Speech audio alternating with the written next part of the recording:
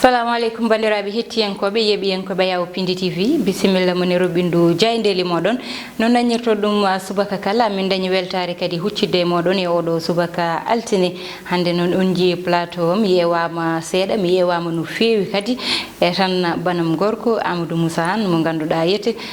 gribo koko he ɗeesi tampindemo seeɗa mabɓo ngo woppitanimo mbaɗe hen duwaw noon onon hettiyankoɓe yeɓiyankoɓe Yawo Pindi TV saabu banam gorko mbeɗe sohlimo ɗo e saram subaka fof wadde noon en garate robindu jayndeli meɗen gudditiren e le soleil noon hande jayndeli fof ngari koye libération Khalifa Sall saabu ene anda mo ganduɗa woni Khalifa Sall nanggama lawol jutgol e prison mbiyen duuɓi ɗiɗi fayi tati hanki noon Macky Sall waɗimo gracé woni gardiɗo leydi ndi ɗum noon hande journoɗi ɗi piniri payene l'observateur noon ari ko e ho ganduɗa kiwi toon to ganduɗa woni to dumbirɗu toyete kanko Khalifa Sall o nanganoma o woppitama ɓe gaddi namdal ɓe mbi Khalife général des Mourides holko woni hen darde makko kanko mo ganduɗa yete yiyama e udditirgol Masalikul Jinan darde makko ɗum noon ɓe mbi kadi mo ganduɗa woni avocat Hassimou Touré dandi yaɓɓi hen koyngal manggal ɓe mbi kadi holko woni hen darde makko kanko Hassimou Touré o addi noon jaabowol makko e Vox Populi o wi kanko Hassimou Touré o ala haydara ko wi e ngol ɗo goppitgol ko wawi andinde tan woni o waɗi hen golle makko e balle makko kono noon je n'ai de compte à rendre à personne ko ɗum o wi kanko Hassimou Touré ɓe mbi noon toon to nder dumbirdu to yete prison o wulino hanki holko saabi ɗum kanko mo ganduɗa woni yette Khalifa Sall o fadano woppitede saka noon hanki e dimanche o woni noon ko ganduɗa yete woni bettore mawde ha noon saabi o wino ni ko yaltata kono noon caggal yewtere o jaaɓi hawo fate koreji makko La Tribune kamɓe noon ɓe ngari ɓe mbi ko yete o mo ganduɗa yete woni Khalifa Sall woppitama fate koreji muɗum kono noon kala ko faye droit muɗum beele mawo heptu droit makko civil do joni woni tan koye namdal manggal woni beele mawo heptu ɗum holno watta hawo kanko Khalifa Sall o heɓa no watta yete hawo wona ɗum ko ganduɗa yete woni droit ji makko no watta hawo wotoya e kadi holno waɗata hawo wawa jeyede kadi e woteli e ko way noon o wona hen candidat kamɓe ngal ɗo namdal ɓe gandi kaɓe gaddi kamɓe Tribune caggal Tribune gareten koye suñu lamb ɗum noon suñu lamb ine anda ko jayde lamba walla mbiyen coftal ɓalli jayde coftal ɓalli Tribune hande noon arti tan no fewi e Modulo Amadou Kati Diop mo ganduɗa kanko joguino yikini wonno entraîneur makko noon o arti e Modulo o wiyete Modulo yo ƴewto no fewi e ɗum ko ganduɗa woni couronne makko mana polgol makko ngol ɗo ganduɗa ɗo joni kanko woni roi des arènes yo ƴewɓe o fottata ɓe beele ma oɗo couronne ɓooy e juuɗe makko so yiɗi ɓooya e juuɗe makko noon yo rento hewɓe ɗum noon e wiide makko o wi kanko Boy Niang e hakkude mum e Lac de Guiers 2 o dañi hen ko bettere saabu o fadano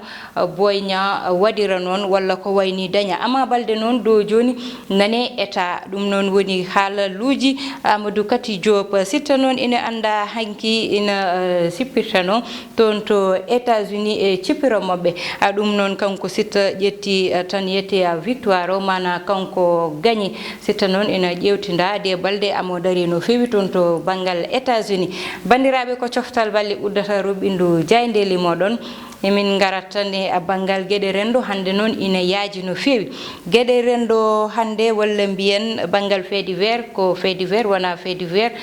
ko ballal en tout cas nawama toon to ganduɗa woni Guinaw Sud saabu eɓe dañi caɗele no fewi e banggal ndiyam e ne wiye inondation ɗum noon saabi rewɓe walla mbiyen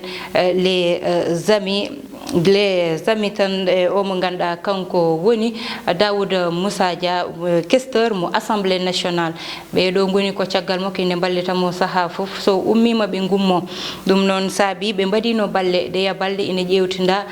nawi ɗum e premier questeur mo assemblée nationale ngam nawa toon to Fouta wallita ɓe gummiti ɗon noon ɓe payi to Guinaw Rail Sud ande noon ballal ngal haɗani tan e Halpulaar en walla mbimi en yaññama ha yaaji toon to Guinaw Rail Sud to ko timmi galleji 45 dañi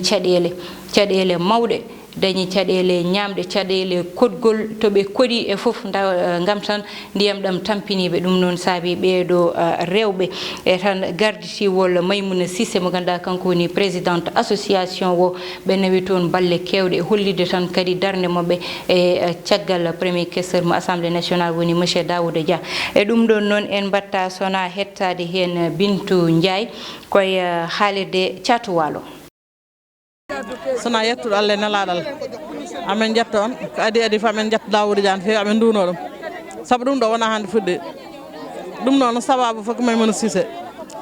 wona hande arɗo ngol ɗo watti laabi nayoɓe arɗo yete te fof ko ballal Guinaw Rail Sud artamba ɗo yete min jeeyi toon nane makko laabi wona gotel fuɗɗi kono amen duuno Daouda Dia amen jetta ɗum amen mbi kadi Macky Sall yo wallu Guinaw Rail saabu Guinaw Rail Sud nene innone wona hikka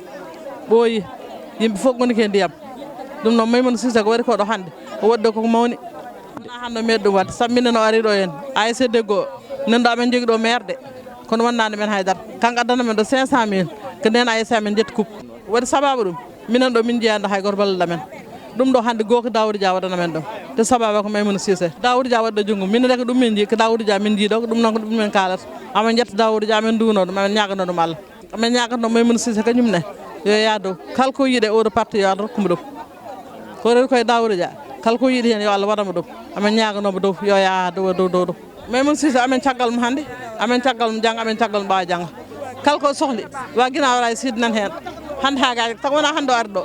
Maymouna Cissé amin ɗum ɗum tawi kala ko nodda men ɗo nodda men fof ɗa ha Fouta minen ndeya makko minen amen caggal makko onon hetto tete piidi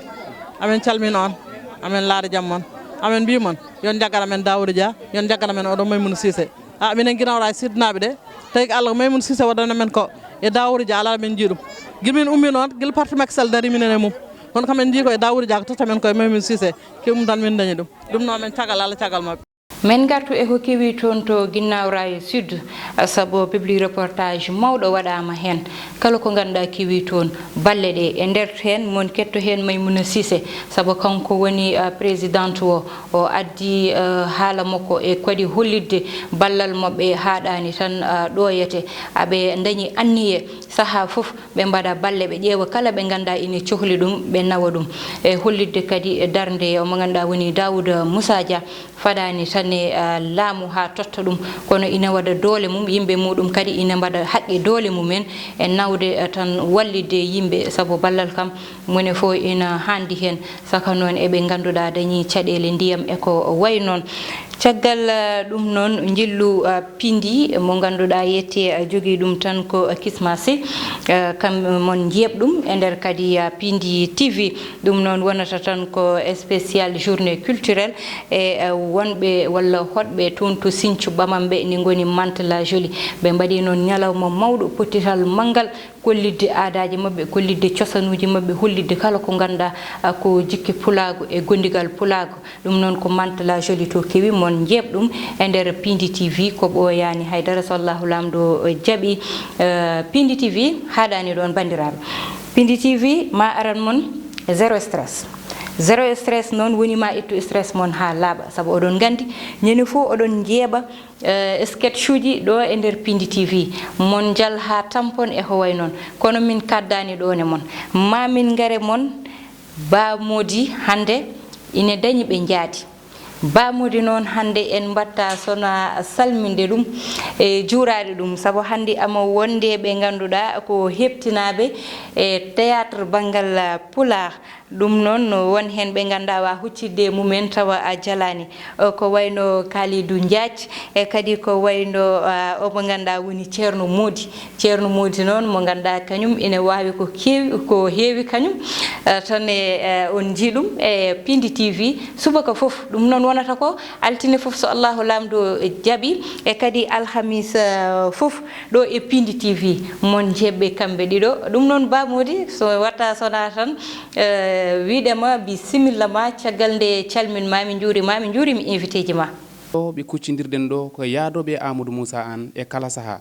mayen tutto konngol o mo ngannduɗaa ko Kalidou o haala kañum ne ndeysan oɗo mo ngannduɗaa ko émission men mo ngannduɗaa ko jaadowo e Amadou Moussa Anne e kala saha wooda ko haalani yeɓoɓe a yawa habrirde Pindi TV. eyyi bammoɗo ko ari fof mi yettete mboɗo wiya subhanaka la ilma lana illa ma allamtana innaka anta alimul hakim. Emin jetta Allah no feewi e arde e plateau Pindi TV e fodde kadi liggodade e Pindi TV te ko jiiɗa fof ni waɗi sababu kono hade fof mi yettat jaadiɗam oɗo woni ceerno Modou Aidara tanum nelaɗo ceerno ganduɗo ko arata kaalo ko iwata ceerno Sowene yide yotte jaɓɓe emin poti ɗo noon fuɗɗade wadde liggey baɗɗo fayida so wonde welede Allah kono fof noon fof koye fijirde e jalede aɗa andi joni wuuro ngo yimɓe fof ne mbaɗi stressé kono cikkum kam Kalidou Diagne gorko Madina Diagne so ari wondude e ceerno Modou Aidara ɗo e nder Pindi TV ɗum so Allah jaaɓi ma wat fayida ɗum weeɓata duttotoɗen koye o mo ngannduɗaa ko ceerno Mody hade men artude e makko o haalanoɓe jogori kadi waɗirande yeɓoɓe a yawa habrirde Pindi TV ceerno Mody assalamu aleykum. eyyi alhamdoulillahi rabbil alamin togoro weltade e ma no feewi no feewi SRS kam natti SRS gata e aduna ceerno Mody bientôt Pindi TV holno jogorɗon waɗirande yeɓoɓe Pindi TV weeɓata ma wayni suppu kanje rufɗo e karo surprise noon kala ko jiiɗa tokoro no yiɗi no waɗi surprise anda an indema won ko surprise waɗano mbiɗa ko surprise kono noon ha joni Kalidou annene ko holno keɓloyɗi ɗon gam yeɓoɓe a yawa habrirde Pindi TV e kala saha wawde weltanade on e weltanade yeɓoɓe kadi e kala saha. eyyi aɗa andi ɗo to tolniɗen kam kala ɓiɗɗo pullo nani yeeɓa Pindi TV min dokkat ɓe tan rendez-vous kala altine e kala alkamis ɗo e nder Pindi TV e radio kam mi haalta to kono e nder Pindi TV emin jarnamo no feewi mo waɗano haydara simtantake haydara emin jettamo no feewi no feewi no feewi kanko ma andi emin gandi emin jetta kadi garad dawoɗo e Pindi TV par ce que nemin gari min jii accueil o no feewi no feewi kamɓe fof ɓe jaggui hen Ndeye Mati en Ndeye Fatou en kamɓe fof dal kono min gari min gaddi inchallah ko ceerno Modou Aidara tanum nelaɗo wima ko stress kam gasi ɗum noon on ceerata e Pindi TV e kala saha ko kala altini ne roɓinde mon jayindeji yawtirata ɗo ni oɗon jeeɓo kono kadi ne oɗon jala tawa no wonde belamma hay caɗele on gonta wondude ko ɓeɗo sukaɓe mogiyankoɓe tinniɓe kadi e nder leñol ngol ko ɗo e Pindi TV tan ko weeli ko kadi ne wawi dañede bandiraɓe gacce hakkillaji mon e Pindi TV welammo ko ɗo tan woni ceerno Mody anne holno mbaynortoɗa. eyyi weltade tan e yettude Allah aussi kadi gargol men ɗo ko yettere Allah weeɓata noon kono no Kalidou wiru ni alkamis fof altine gandal ceerno Mody won deftere kese mbindumi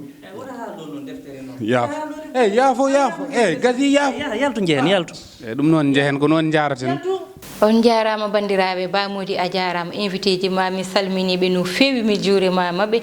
ko wiide tan joɗɗe e Pindi TV haddata e mon ɗo ene jogori waɗande mon ko kewi saabu yi non nanguirɗum ɗum ko wiide tan jokke oɗon mbiya men jokke golle kono anon ne jokke golle saabu minen ko onon min jogui son ngala ɗo tan min jahat min leloyo wadde noon onon ballita men onon bandiraɓe yeeɓiyankoɓe e hettiyankoɓe amin pada won saaha foof e ɗum ko ganduɗa woni yette a Pindi TV jebgol mon no mbaɗi toon eme commenté ji mon foof Pindi TV yi ɗum ine jarna on no fewi ɗum ɗon noon bandiraɓe ko wiide on tan Allah jarama on jarama ha gongol kono haade ɗum ɗon ko mbaɗi duwaw